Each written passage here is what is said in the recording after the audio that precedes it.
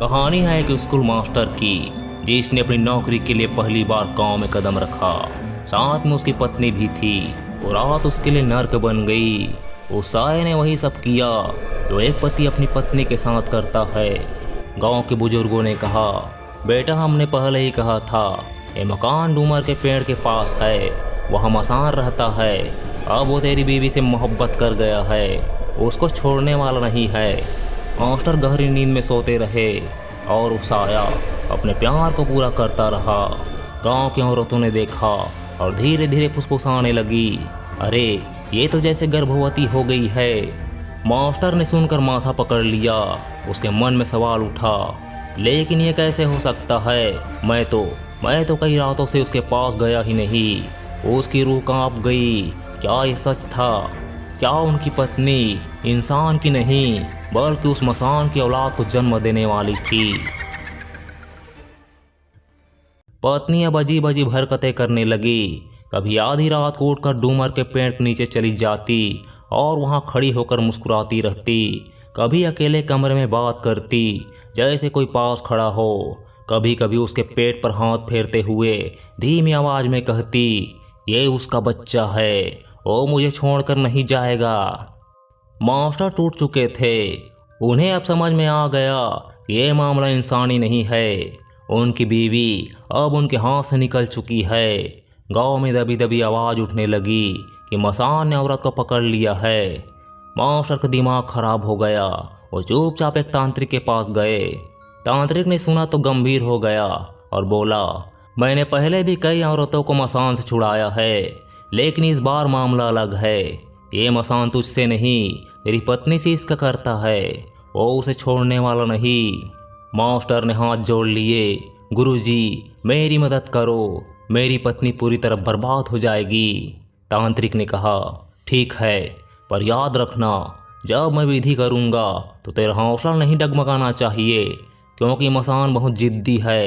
वो सामने आएगा और अपनी चीज़ छोड़कर जाने से पहले खून मांग सकता है। मास्टर ने हाँ में सिर हिलाया। कुछ दिन बाद अमावस्या की रात चुनी गई। गांव के बाहर वही डूमर का पेड़, चारों तरफ अंधेरा, सिर्फ तांत्रिक के जलाए दीपक की लौ। पत्नी को बीच में बैठाया गया। उसके हाथ पांव कांप रहे थे, आंखें सुर्ख थी और पेट पर अजीब सी हरकत नजर आ रही थी। तांत्रिक ने मंत्रोच्चार शुरू किया। घंटी और ढोलक की आवाजें गूंजने लगी। धीरे धीरे वातावरण भारी होता चला गया। अचानक ठंडी हवा का तेज झोंका आया। दीपक बुझ गए और वही साया पेड़ के पास खड़ा दिखाई दिया। लंबा चौड़ा, बिखरे बाल, सफ़ेद आंखें और डरावनी मुस्कान। पत्नी ने अचानक जोर से चीख मारी, वो आ गया, वो मुझे लेने आया है, मुझे जाने दो। मास्टर ने उसे पकड़ने की कोशिश की, लेकिन उसकी ताकत दुगुनी हो गई थी। वो खुद को छुड़ाकर उस साये की ओर भागने लगी। तांत्रिक ने जोर से मंत्र पढ़ा और जमीन पर लाल धागे का घेरा खींच दिया। जैसे ही पत्नी उस घेरे को पार करने लगी, वो जोर से गिर पड़ी और तड़पने लगी। साया पास आ चुका था। उसकी आंखें पत्नी पर टिकी थी। उसने भारी आवाज में कहा, वो मेरी है, उसे कोई मुझसे नहीं छीन सकता। तांत्रिक ने त्रिशूल उठाया और चिल्लाया, ए औरत तेरी नहीं है, जा यहाँ से, वरना अग्नि तुझे भस्म कर देगी। लेकिन मसान हंस पड़ा। उसकी हंसी से पूरा जंगल कांप उठा। पेड़ पौधे झूमने लगे, आसमान में कौवे चिल्लाने लगे। पत्नी अचानक उठकर बोलने लगी, तो कुछ नहीं कर पाएगा तांत्रिक, मैं उसी की हूँ, मेरा खून, मेरा शरीर सब उसी का है। तांत्रिक और मास्टर सकते में रह गए। अब औरत की आवाज़ बदल चुकी थी, गहरी, भारी और पराई।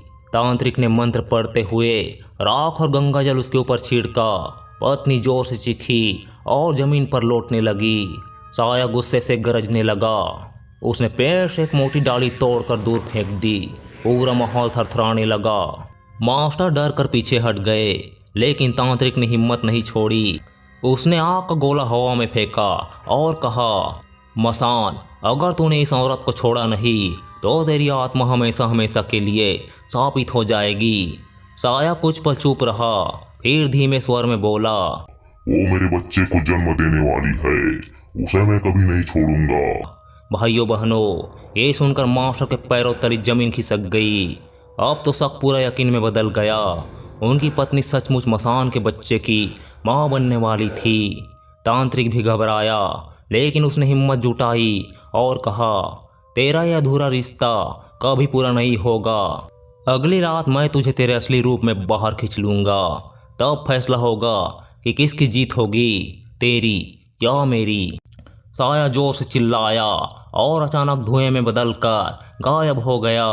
लेकिन जाते जाते उसकी आवाज़ गूंजी, मैं लौट कर जरूर आऊंगा और इस बार कोई मुझे रोक नहीं पाएगा। पत्नी बेहोश हो गई। मास्टर ने उसे गोद में उठाया और घर ले गया। उसके चेहरे पर डर साफ झलक रहा था। अब उसे समझ में आ चुका था कि आने वाली रात और भी भयानक होने वाली है। अमावस्या की अगली रात आसमान बिल्कुल काला था, हवा ठंडी और भारी थी। गांव के लोग डर के मारे अपने घरों में दुब के बैठे थे। गांव के बाहर वही डूमर का पेड़ और उसके नीचे तांत्रिक ने पूरा मैदान तैयार किया। चारों तरफ मंत्रों से बने घेरे, आग के दीपक, हवन कुंड और त्रिशूल गड़े हुए थे। मास्टर अपनी पत्नी को लेकर आया, लेकिन इस बार पत्नी की हालत और भी बिगड़ी हुई थी। उसकी आंखें सफ़ेद हो चुकी थी, शरीर कांप रहा था और पेट अजीब तरीके से फूला हुआ था। वो कभी हंसती, कभी रोती और कभी किसी अनजान भाषा में बड़बड़ाने लगती। तांत्रिक ने उसे घेरे के बीच बिठाया और मंत्रोच्चार शुरू कर दिया। ढोलक और घंटियों की आवाज़ तेज होती गई। अचानक पूरा वातावरण कांप उठा। पेड़ से कौवे झुंड में उड़ने लगे, कुत्ते जोर जोर से भौंकने लगे और फिर वही साया प्रकट हुआ। लंबे बाल, सफ़ेद आंखें, फटे चेहरे पर दरारें और हाथों में बर्फ जैसे लंबे नाखून। उसकी गर्जना सुनकर मास्टर का दिल बैठ गया। साया आगे बढ़ा और बोला, वो मेरी है और अब कोई ताकत मुझे उससे अलग नहीं कर सकती। तांत्रिक ने त्रिशूल उठाया और जोर से मंत्र पढ़ा, हे अग्निदेव, हे महाकाल, इस अपवित्र आत्मा को जला दो। त्रिशूल से आग की लौ निकली और सीधा मसान की ओर बढ़ी। साया गरजा और हाथ झटकते ही आग बुझ गई।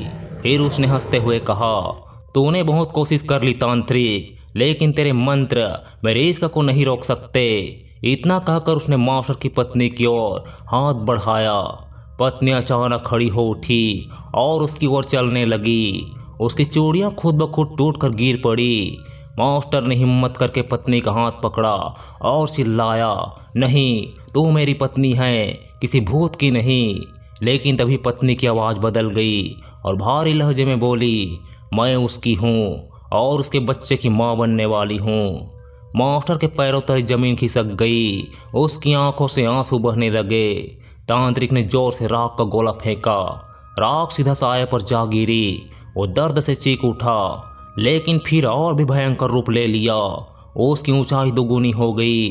चेहरे की दरारें चौड़ी होकर खून टपकाने लगी। अब असली टकराव शुरू हुआ। तांत्रिक और मसान में भिड़ंत होने लगी। मंत्र, आग और राख के गोले, साये की चीखें, उसकी शक्ति और हवाओं का तूफान। पूरा जंगल रणभूमि बन गया। इस बीच पत्नी जोर जोर से तड़पने लगी। उसके पेट से ऐसा लग रहा था जैसे अंदर से कोई चीज़ बाहर आने की कोशिश कर रही हो। तांत्रिक समझ गया, ये मसान की औलाद है। अगर ये बाहर आ गई तो दुनिया के लिए अभिशाप बन जाएगी। उसने मास्टर से कहा, तुझे अपनी पत्नी को बचाना है तो अभी फैसला करना होगा। या तो उसे इस बंधन से छुड़ाए या फिर उसका बलिदान देकर मसान की औलाद को जन्म लेने से रोक। मास्टर की आंखों से खून के आंसू बह निकले। उसने कांपते हुए अपनी पत्नी का चेहरा देखा। वो बेहोशी में थी, लेकिन होठों पर मसान का नाम बड़बड़ा रही थी। साया हंस रहा था और बोला, कर ले फैसला मास्टर, या तो तू अपनी बीवी को खो देगा या पूरी दुनिया मेरी औलाद के आगे झुकेगी। तांत्रिक ने अंतिम मंत्र पढ़ा और त्रिशूल मास्टर के हाथ में पकड़ा दिया। अब तेरा धर्म है, या तो इस भूत को खत्म कर या अपनी पत्नी को। मास्टर कांप रहा था। उसके हाथ थरथरा रहे थे, लेकिन अगले ही पल उसने आंखें बंद की और पूरी ताकत से त्रिशूल अपनी पत्नी के पेट में भोंक दिया। पत्नी ने जोर से चीख मारी। साया भी दर्द से चीख पड़ा। उसकी चीख से पूरा जंगल हिल गया। पत्नी का शरीर गिर पड़ा और उसी पल मसान का साया धुएं में बदलकर आसमान की ओर उड़ गया। उसकी आवाज़ गूंजी, तूने मुझे मेरी मोहब्बत से अलग कर दिया, लेकिन याद रखना मैं लौट कर जरूर आऊँगा। मास्टर ने अपनी पत्नी को गोद में उठाया।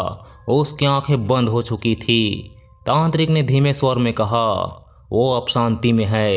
तूने उसे अभिशाप से तो मुक्त कर दिया, लेकिन उसका जीवन भी चला गया। मास्टर फूट फूट कर रोने लगा। उसकी पत्नी तो अब नहीं रही, लेकिन उसने दुनिया को मसान की औलाद से बचा लिया। भाइयों बहनों, कहानी यही ख़त्म होती है, लेकिन कहते हैं उस डूमर के पेड़ के पास आज भी रात को अजीब सी आवाज़ें सुनाई देती है। कभी किसी औरत की हंसी, कभी किसी बच्चे की चीख। लोग कहते हैं मसान अब भी अपनी खोई हुई मोहब्बत को ढूंढ रहा है। और यह थी छत्तीसगढ़ की डरावनी दास्तान डूमर का मसान। वीडियो पसंद आया हो तो वीडियो को एक लाइक करें। हमने बहुत मेहनत से इस वीडियो को बनाया है, तो हमारे मेहनत के लिए हमारे चैनल को सब्सक्राइब कर हमारा सपोर्ट जरूर करें। आप सभी को जय श्री राम, राधे राधे।